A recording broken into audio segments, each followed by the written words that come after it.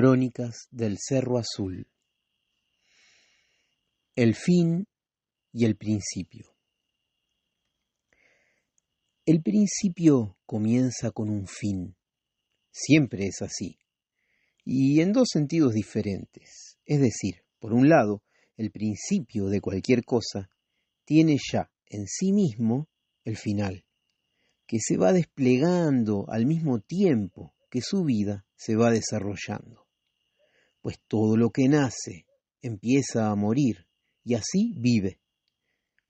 En el otro sentido es que todo principio, es decir, todo aquello que nace, brota, que se abre, que inicia un camino, al hacerlo pone fin a algo que termina para que eso aparezca, nazca o surja. Es como decir que al entrar en una habitación y vivir el principio de ese lugar, solo puede suceder dejando atrás otra habitación o espacio que ya se recorrió y terminó en la puerta que conectaba con el próximo lugar. O así como un nacimiento pone fin a un estado intrauterino y se inicia una vida ya en el mundo.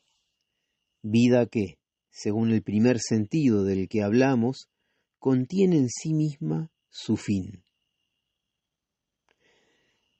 Me dormí después de la tercera frase, o me dormité. Supongo que estaba atento porque al dormirme lo hacía pensando que era el fin de una explicación aburrida y el principio de un sueño prometedor, aunque no recuerdo el sueño, lamentablemente. Pero el sobresalto con que desperté hizo que me agarrara de los bordes de la silla como si estuviera por caer. Respiré hasta darme mejor cuenta de dónde estaba y qué hora era. Estaba en la oficina secreta de la redacción de las crónicas y se había hecho tarde de noche. Pero estaba solo. Al parecer, la persona a quien había llamado para que me tire las cartas de tarot se había ido. Quizá se enojó porque me dormí en medio de su explicación. Igualmente, sobre el escritorio estaba la última carta que había sacado y de la que me hablaba, el arcano 13. Sonreí, pensando que era un día 13 de noviembre, que hacía un año de ese 13 de noviembre en que el río anduvo cerro arriba y acontecieron inimaginables sucesos. Noté que terminaban 12 meses desde aquella vez y que el día siguiente, primero de otro ciclo, daría inicio al mes 13. En este calendario gregoriano, siempre el mes primero correspondería a un mes 13. Obviamente no contamos así, sino que luego del 12 viene el 1. Pero podríamos decir absurdamente, tal vez, que es el mes 13, o que el mes 13 es un nuevo inicio. Me di cuenta que estaba casi desvariando con números y que me mareaba, así que metí la carta en el cajón del escritorio y me fui a dormir, pues ya era tarde y no pensaba claramente. Sabía que era mi última crónica la que estaba escribiendo, pero no sabía que coincidiría con mi última noche. Lo que sigue después, bueno, creo que es el final, o el principio. Me envolví en la hamaca paraguaya, como de costumbre, pero esta vez la cerré bien, por arriba, por abajo, por los costados. Respiré hondo y no recuerdo mucho más.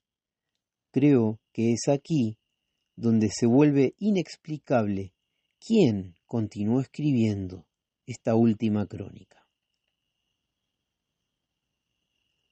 Una de las primeras cosas que encontraron en el testamento es la negativa absoluta de que se usara cajón. Debía ser trasladado en la hamaca paraguaya. Dicen que al descolgarla, como quien quita una crisálida o un bicho canasto, hubo dos cosas extrañas. Primero, todas las oficinas de la redacción, con su mobiliario, el sótano y la galería con deck y pelo pincho, desaparecieron. Y luego, si bien la hamaca estaba bien cerrada, se vio caer de ella una pluma, lentamente y amacándose en el aire. Al tocar el piso se clavó en la tierra, ahora despejada de estructura, e instantáneamente arraigó, se ensanchó y desplegó ramas con una rapidez exponencial para una planta normal. «Es un algarrobo que crece», dijo alguien. Estaba presente el científico vegetalista H.C. Ayllu, quien calculó que el árbol crecía a razón de 10:1.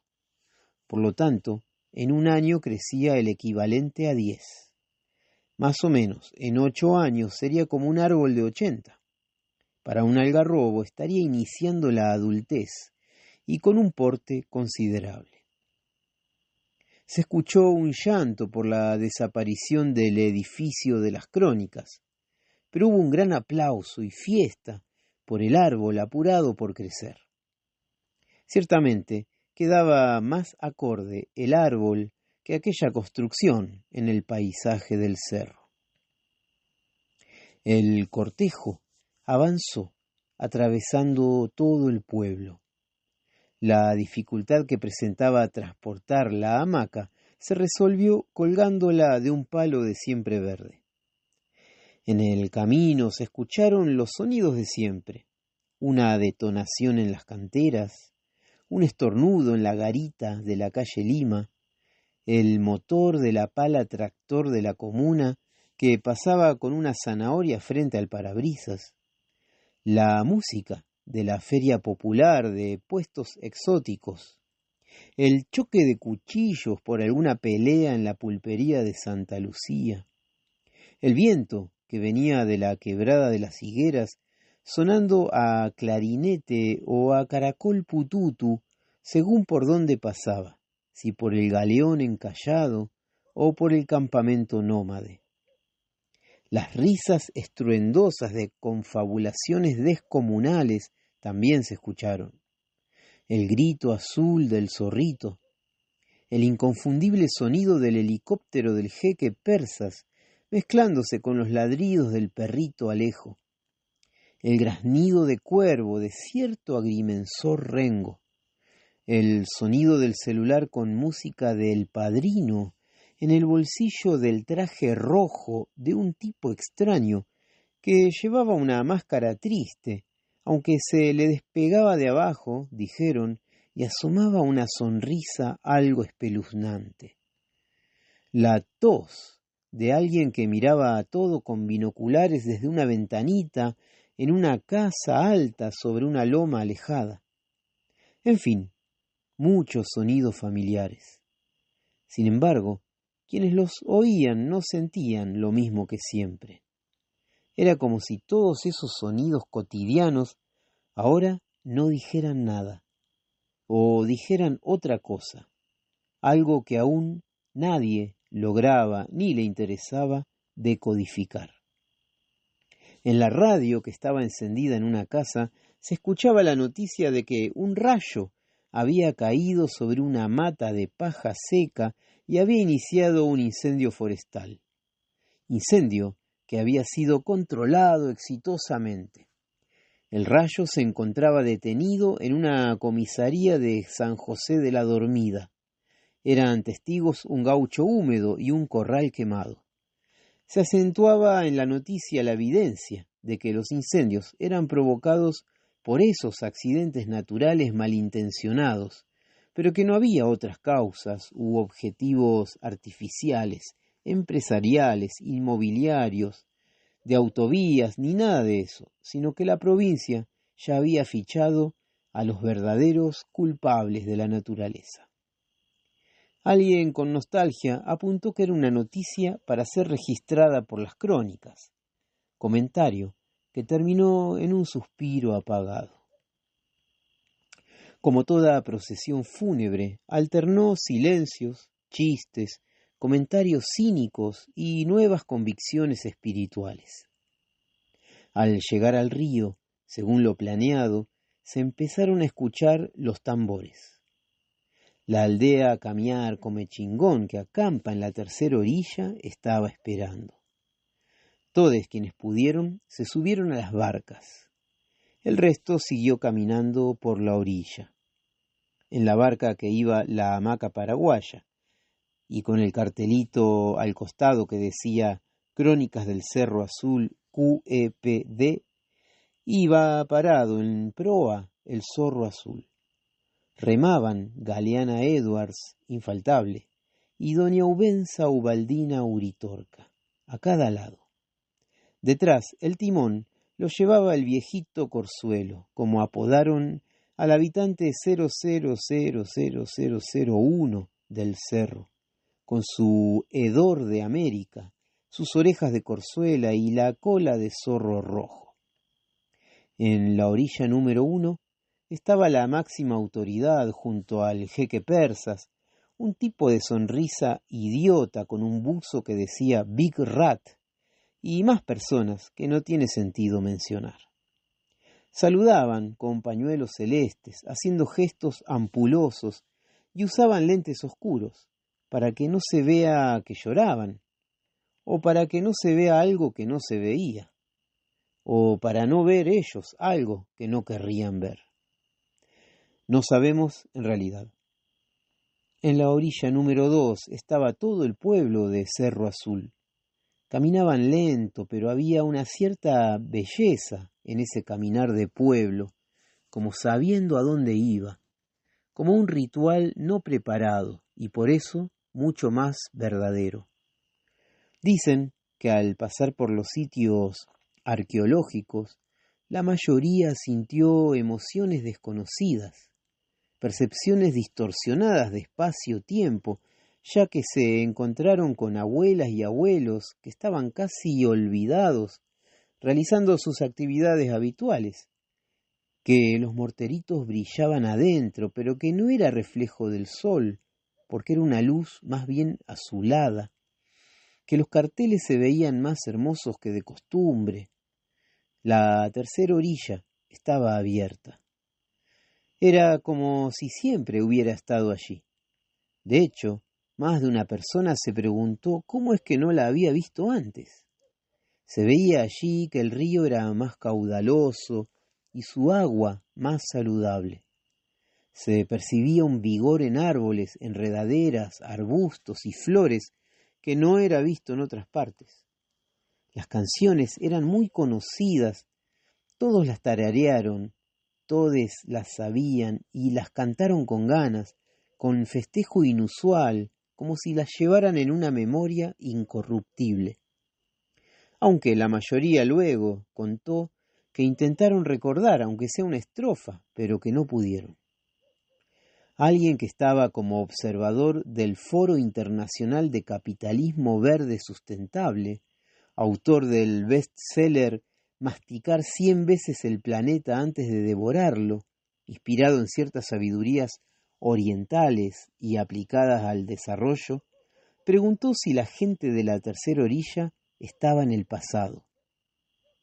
Hubo muchas risas en ese momento, avergonzando la falta de visión de dicho personaje. No, este es el presente, estamos en el presente, dijo un anciano desde esa tercera orilla, con una camiseta con los colores de Newell's Old Boys. Pero, ¿y usted? Le preguntó. ¿Usted dónde está? El observador dijo, yo miro hacia el futuro, con vehemencia y certeza sobreactuada, como en un acto de escenario de escuela primaria. La carcajada entonces fue estruendosa.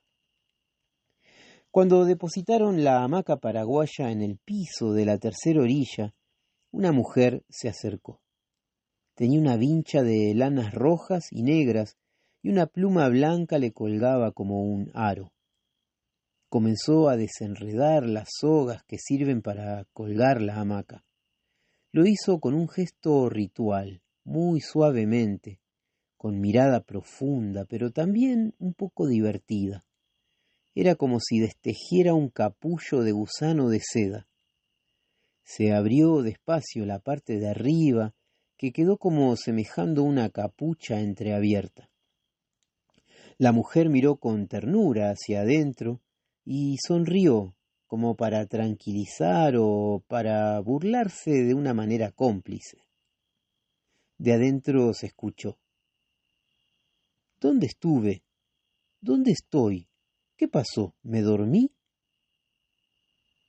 No sé dónde estuviste, contestó ella, pero ahora estás despierto y estás acá, continuó. Acá, en Cerro Azul. Fin de la crónica.